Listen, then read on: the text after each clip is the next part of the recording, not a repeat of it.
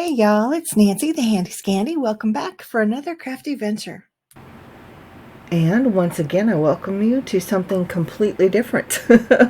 This time I'm working in my art journal. Well, I guess I did that just recently. So this is my other art journal, and we're going to be doing it's definitely mixed media. It's definitely abstract. It's working with scrapbook.com's Cloud Whip in a very different way than putting it through a stencil. So I actually use it as kind of a sculpting medium. I don't know how else to say it, but let's just go ahead and watch my process. I will set a lot of this to music, and I will pop in and give you some of my insight or background or whatever in any given moment. So let's go ahead and get started.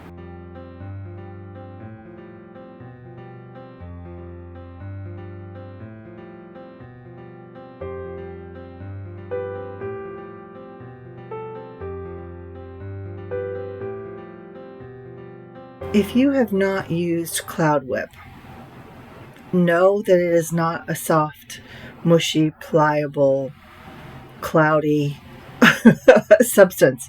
It's thick and it's hard and it's gloppy, and you have to add something to it to make it soft and pliable. So here you can see that I am using my Hydrus watercolors. And, so this project happened a while ago when I was still swatching my Hydrus watercolors, because I still have my plate out there. Now I have already pretty much absorbed all the excess of these particular colors that I was going to get from my my sample palette there. And then I start just putting the pigment right into the paste on my plate. And here is where it takes a twist. And it felt so foreign. It felt like I was doing something absolutely wrong. But I can tell you, the more that I progressed with this, the more I absolutely loved it. So as you can see, I'm just using my palette knife to spread this Cloud Whip, which has been colored with my Hydrus 3 watercolors, and I'm just spreading it onto the page. Obviously I have a two-page spread going on here, and I've taped off the edges. There's something about taping off the edges that makes your project look so complete and so professional when you're done, when you peel that tape. Now I wanted like a squeegee, and I have one somewhere. Maybe squeegee is the wrong word, but I have a couple of them. They're like stencil buddies or stencil pals or something that help you to lay your paste through your stencil nice and evenly. And I don't know where those wound up in my stash. I have not come across them as I do my room redo, but that's what I was looking for, and that's the effect I was wanting to get when I was using that I don't even know what it's called, like a right angle. It goes to my Misty. But anyway, it was just another way to get the paste onto the page. And here I wanted some more color, so I'm taking that Hydrus watercolor straight to the page, using some water just to activate it, thin it out, get it moving. And I love the drips. I love all of that movement, but keeping my work surface clean was a challenge. Alright, so I was mixing up another color. The color difference is very subtle.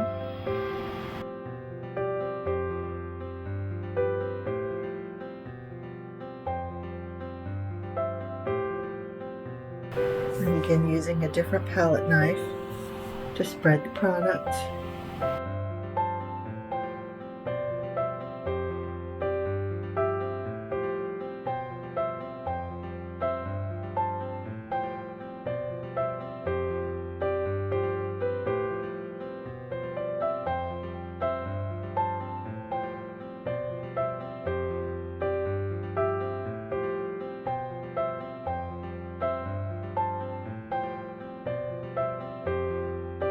I'm just tipping the pages back and forth, hitting the pigment with water, allowing gravity to work.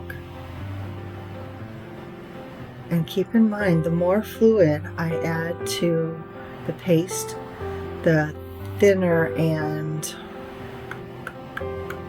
I don't know the word I'm looking for, the more pasty the cloud whip becomes.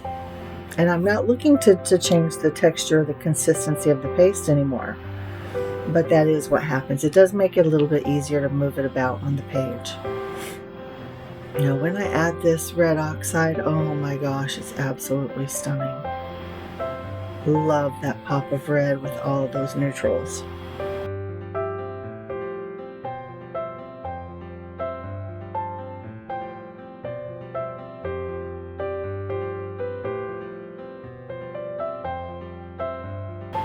Now I probably would have had a different outcome if I had let one dry before I put on the next.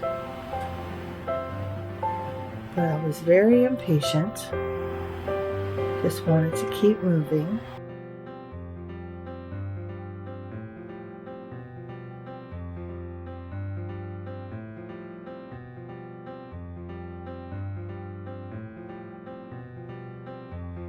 I love the way the pigment is settling into those those grooves and leaving that darker pigment behind. Love that.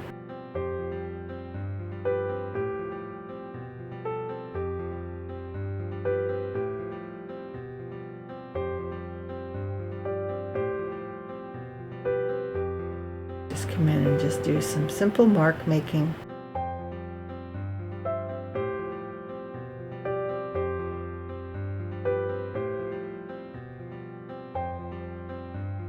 This is one of the stencils that I purchased from PM Artist Studio. This is one of a set of 4 stencils called Diamonds and Dots. I wanted to say Dots and Diamonds, but it's Diamonds and Dots. And I have to tell you that after this day, I lost them. I don't know where they're at.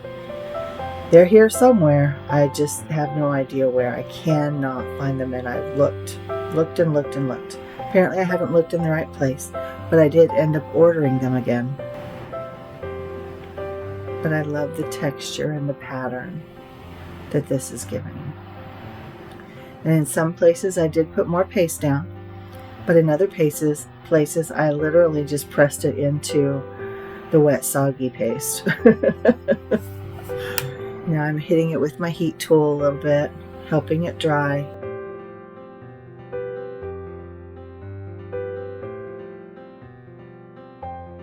Alright, so this is what it's looking like right now. Now we're going to get started again because I wanted to add some brightness back. So just squirting out a little bit of white paint onto a plate, which I'm using as my palette. Using my brayer, I'm going to just hit the surface or the tips of those of the paste. Just want to add some brightness. Now what I'm looking for as I flip through my journal there is a blank page so that I can brayer off some of that white paint because it was holding too much.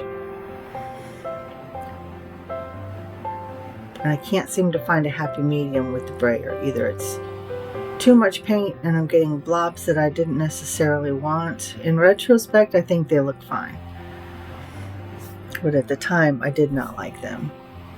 But it definitely adds some brightness back to the project. Oh, I just realized I put that on the wrong page.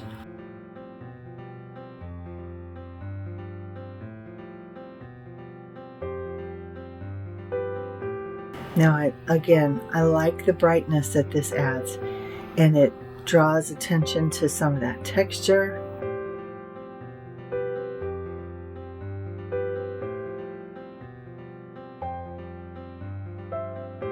And I had put paint down on 2 different pages, so I just went ahead and pulled the parchment paper from behind the pages that I was working on and put them where the wet paint was to protect the other pages.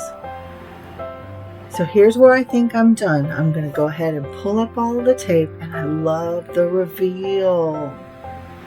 Now there are a couple places where the paste is also stuck to the tape, to the painter's tape, and so it wants to It wants to tear a little bit and lift the actual project. But I just go nice and slow, holding my tape at a bit of an angle, and that pulls it off nice and neat. And I'm really happy with the result. What I feel like it's missing though is some shimmer and some shine, i.e. some metallic.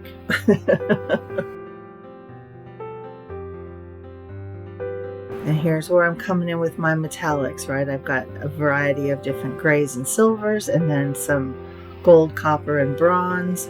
And I just thought I'm going to hit it with a little bit of each, and then I end up mixing them. And it just doesn't work the way that I wanted it to, again. And that's one of the reasons why I don't plan. I have ideas, but I don't plan. In this case, I did plan, and it did not come out the way that I wanted, so I was quite disappointed.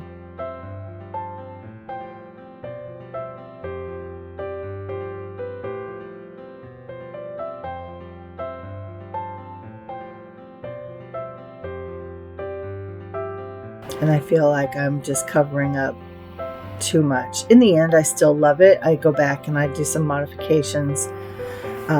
But it's, you know, I still love it. It's something completely different, something I've never ever tried before, something I never thought I would try. I didn't sculpt in an art journal. What? No. And yet, here I am, loving every second of it and learning to trust the process. So I'm just trying to spread out and kind of lift some of that paint that's already there.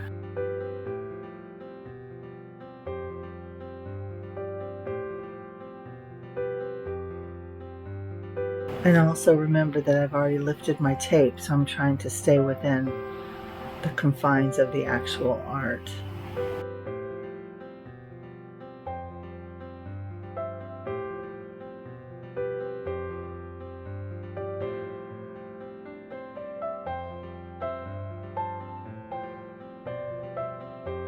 What makes everything better?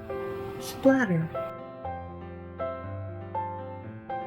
And what you can't see is that the splatter actually is very thick because I'm using gesso. That's what the white substance is. And it's very thick, and the splatters are actually raised. It's a very cool effect.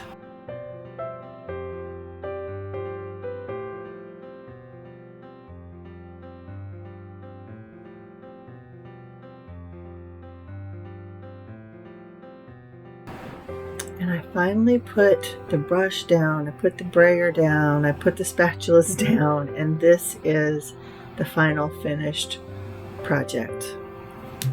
Could I be happier with it? Yes, I could. But do I also love it despite the changes that I made that I won't make next time? I really do. I'm proud of myself for reaching out, for trying something different, for digging deep, for allowing myself the grace to screw up. Because that's not really what it is, because screwing up in a project like this is about exploration and growth and learning and discovering. And that's exactly what I've been doing. So I will leave you guys with some more of these close-ups, and I thank you for joining me. And until next time, y'all, this is Nancy, the Handy Scandy. So appreciating every one of you out there. And until the next one, I am out.